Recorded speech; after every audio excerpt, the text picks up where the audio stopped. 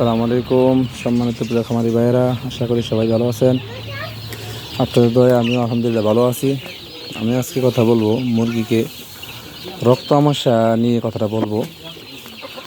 মুরগিটা অধিকাংশ খামারিদেরই রক্ত আমাশাটা হচ্ছে যখন খাবার চেঞ্জ করা হয়, তখনই খাবারটা আপনার যখন মোটা খাবার ঢুকায় দেয় তখনই রক্ত আমাশা হয়ে যায়।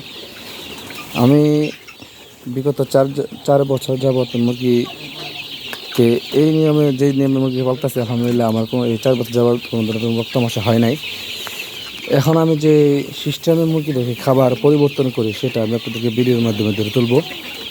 আমি দেখা দিব কোন সিস্টেমে মুরগিকে যে খাবার পরিবর্তন করে দিলে মুরগির রক্ত আমাশাটা হয় না, সেটা আমি আপনাদেরকে ভিডিওর মাধ্যমে দেখা দিচ্ছি। আপনারা দেখেন আমি খাবারটা কীভাবে পরিবর্তন করি।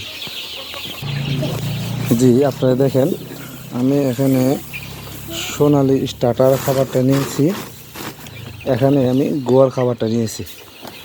এখানে যে খালি বস্তা আছে সেটা আমি এখান থেকে গোড়ার খাবারটা দিব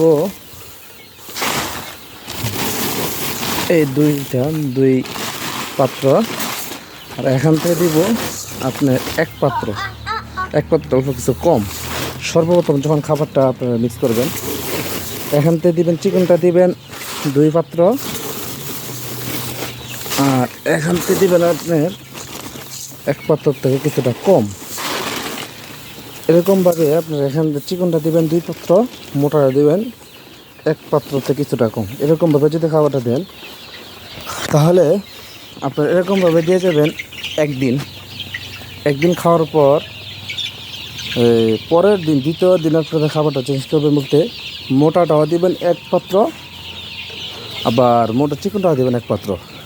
দ্বিতীয় দিন চলে গেল। তৃতীয় দিন যখন দিবেন তখন মোটা দিবেন 2 পাত্র আর চিকেন দিবেন 1 পাত্র। এই সিস্টেমে যদি মুরগি খাবার চেঞ্জ করেন পরের দিন একেবারে মোটা খাবার দিয়ে দিবেন। কিন্তু আপনার ভুলটা করি হচ্ছে সরাসরি মোটা খাবারটা দিয়ে ফেলি, এই জন্যে অধিকাংশ খামারে দিয়ে মুরগিদের রক্ত আমাশা হয়ে যায়।